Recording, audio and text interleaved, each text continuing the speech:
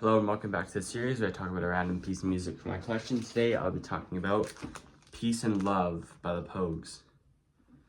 This is the Pogues' fourth album, and it's definitely one of their least popular albums. I think a lot of people now, Rome Sodomy and the Last and If I Should Fall from Grace of God are always their most critically acclaimed albums and whatnot. But now people tend to think that the first three Pogues albums are good and everything else is not, but I fully disagree. I think this is still an amazing album. I think it is probably the worst album out of the Shane MacGowan albums, but I don't think it's bad by any means. I guess let's just talk about the songs. Opens with Gridlock, which is like a jazz song. It's not really very Poguesy, but whatever. And then especially side one of this album is very good. It has White City, which is awesome.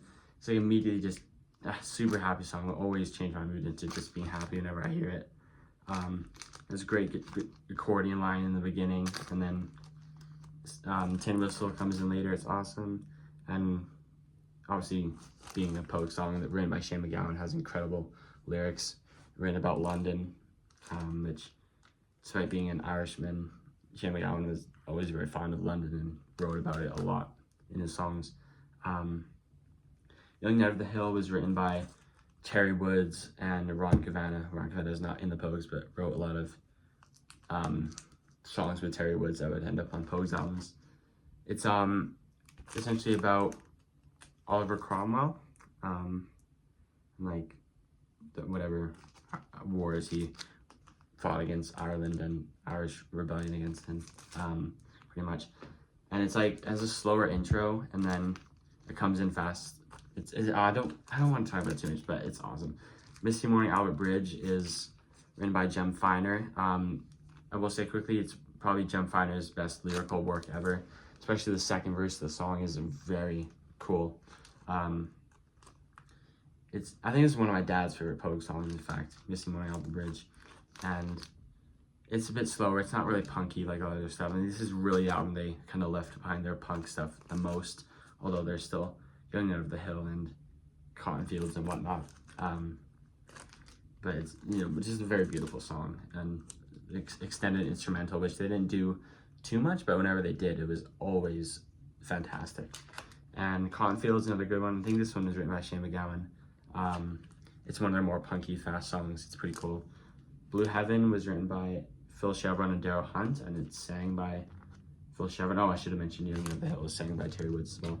And this one is definitely a punching bag for Pogues fans, but I think I will admit it's not super Poguesy, but it's still a fantastic song. This is a pop song. It's not really super Irish. It has horns in it and whatnot, but I still like it. Down on the Day is another good one. It has a typewriter sound in the beginning and at the end.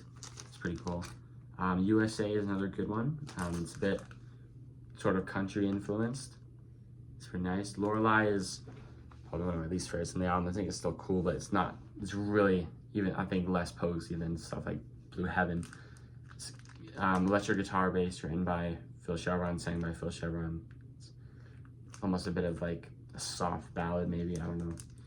Lonely Rats is hugely underrated. It's sang by Terry Woods. I don't remember who wrote the song.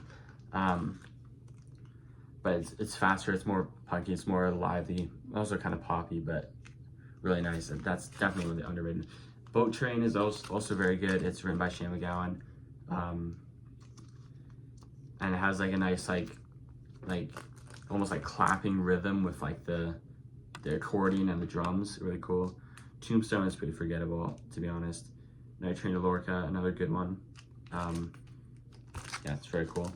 And London You're a Lady is really nice and also written about London, obviously, written by Shane MacGowan.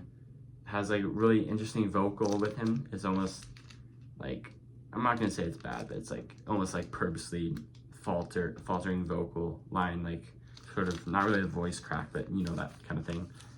And then it finishes with an awesome instrumental at the end, which is another cool. It's kind of sort of a twin song to Misty Morning Albert Bridge. It's really cool.